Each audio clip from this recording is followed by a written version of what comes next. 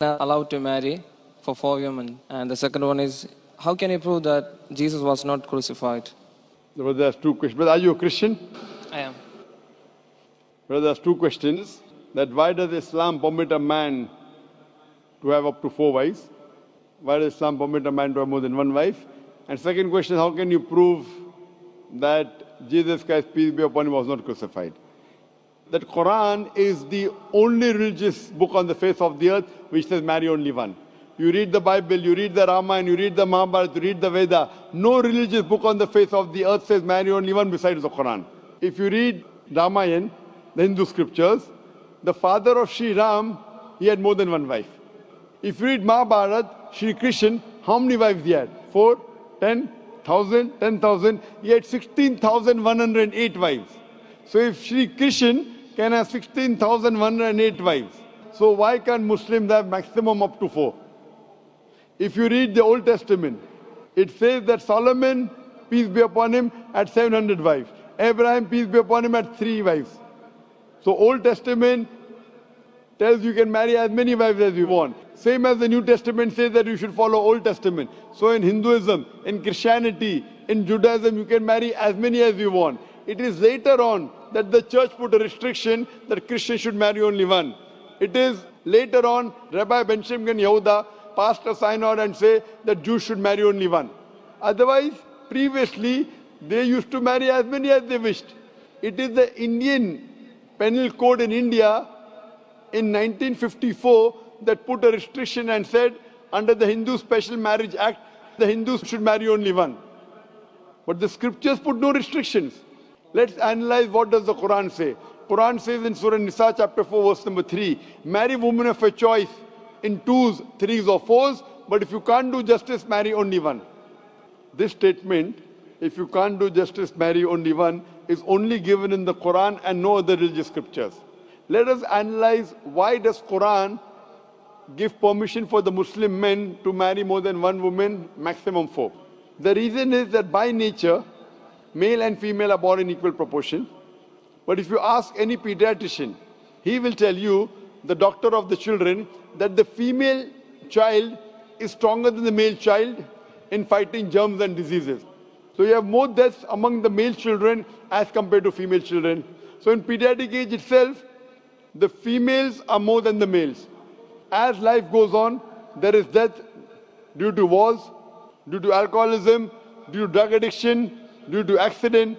In all these cases, more men are dying as compared to females. So today in the world, there are more females as compared to males.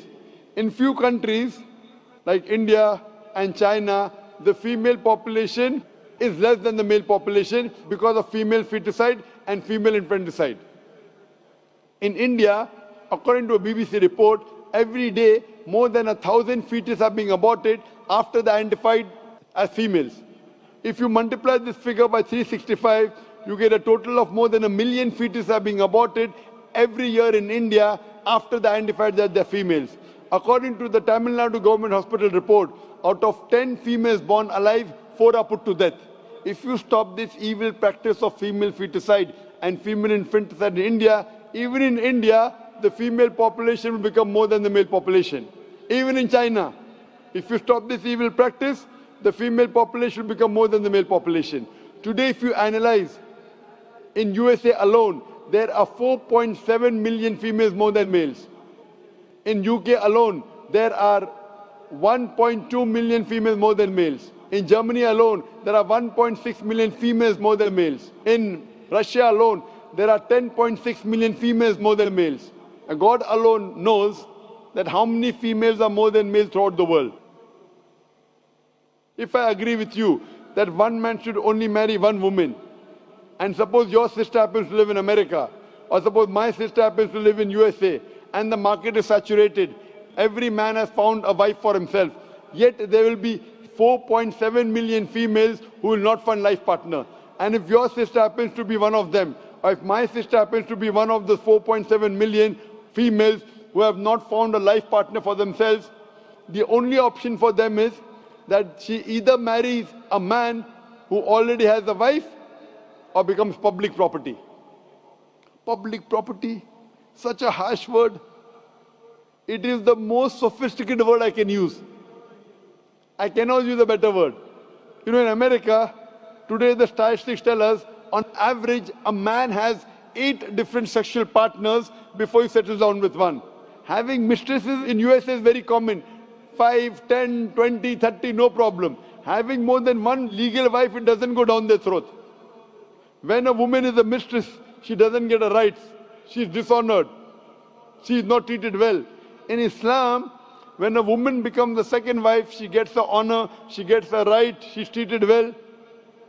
Any modest woman, if you ask her, that would you prefer being a second wife of a man who is already married or become public property, they would opt for the first.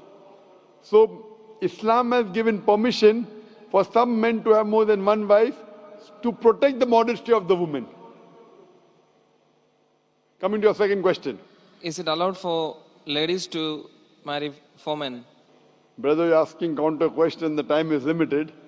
You asked 2 questions, now you're asking a 3rd question. Are you convinced with the first answer? I'm convinced with the first one. MashaAllah, so you're convinced, okay. The brother asked that, is a woman allowed to have more than one husband?